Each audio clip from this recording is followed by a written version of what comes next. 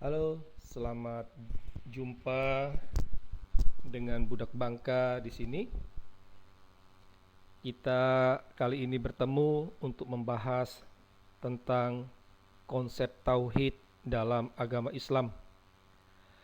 Kata tauhid dapat dipahami sebagai pernyataan teologis bahwa Allah itu esa, tiada Tuhan selain Allah. Kata tauhid ini selalu diidentikan dengan Islam.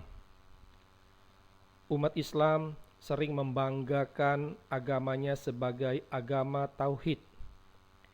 Namun, jika ditelaah, ada yang aneh dengan konsep tauhid ini. Untuk itulah kita mencoba menggugat ketauhidan ini. Sebenarnya, tema ini sudah pernah kami bahas pada blog kami, seperti tinjauan linguistik atas ayat-ayat tauhid, atau juga telaah atas ayat-ayat tauhid dalam Al-Quran. Sebelum membahas topik ini, kami mohon dukungannya untuk mengklik tombol like, tombol subscribe, dan juga loncengnya. Terima kasih.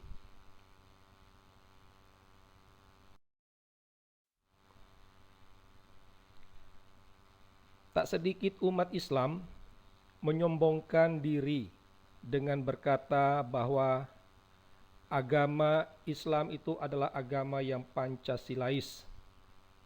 Islam itu identik dengan Pancasila. Hal ini didasarkan pada sila pertama, di mana sila itu berbunyi ketuhanan yang Maha Esa.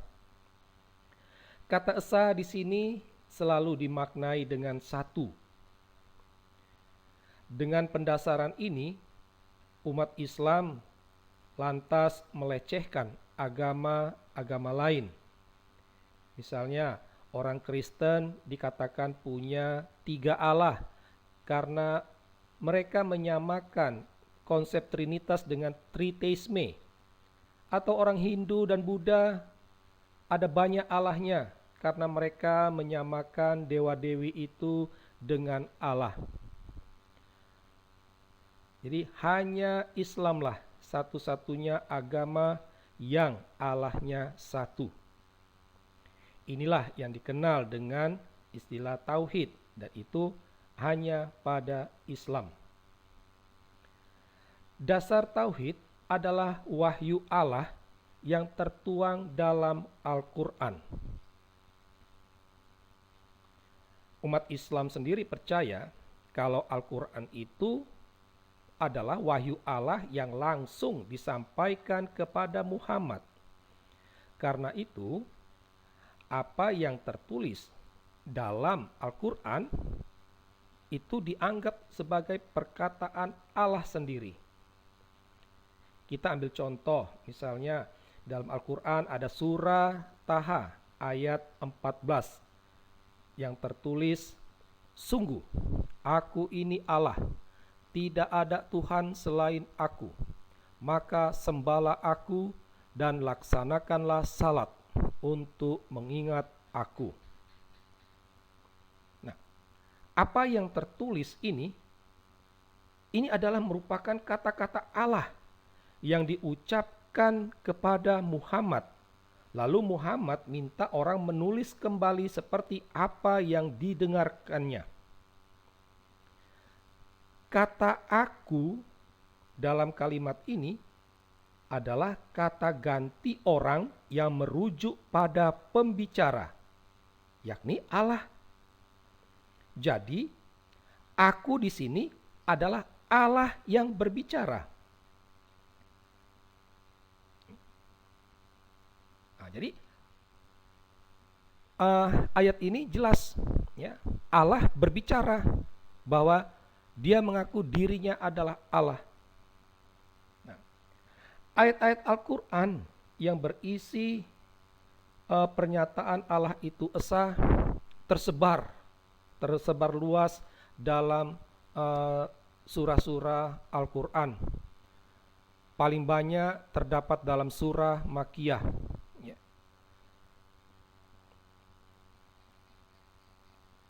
Kalau kita memperhatikan ayat-ayat tersebut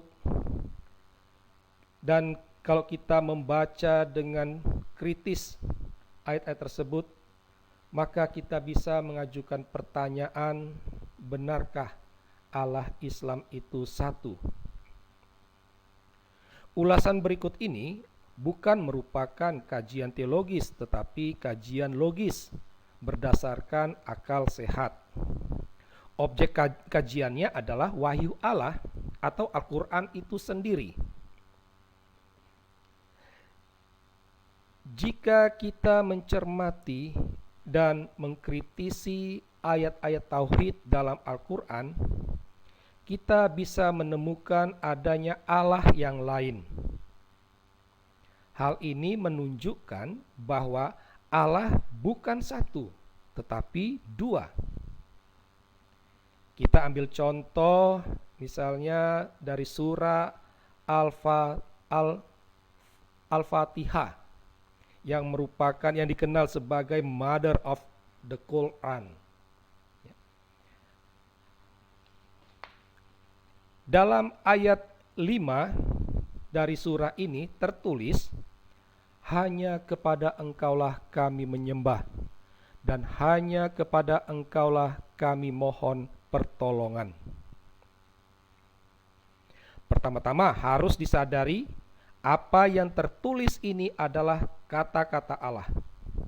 Jadi, waktu itu Allah berkata kepada Muhammad, hanya kepada Engkaulah kami menyembah, dan hanya kepada Engkaulah kami mohon pertolongan. Hanya menjadi persoalannya, kata engkau di sini itu dimaknai sebagai Allah, tetapi bukan Allah yang sedang berbicara. Allah yang berbicara adalah ada dalam kata kami. Itu kalau kita mengkritisinya dengan menggunakan ilmu bahasa. Ya. Karena itulah harus dikatakan bahwa Allah ada dua, yaitu Allah yang sedang berbicara dan Allah yang disembah.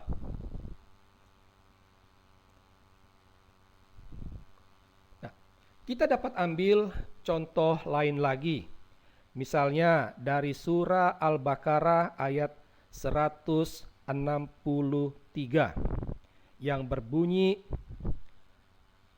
dan Tuhan kamu adalah Tuhan yang Maha Esa.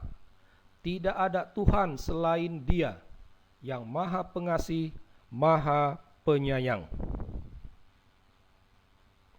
Nah, waktu itu Allah bilang ke Muhammad, dan Tuhan kamu adalah Tuhan yang Esa, bla bla bla bla bla, dan seterusnya.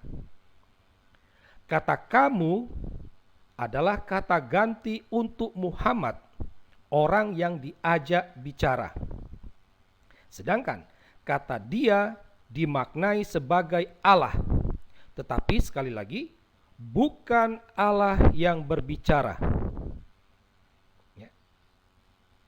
Kan agak aneh kalau Allah yang berbicara dia pakai kata dia.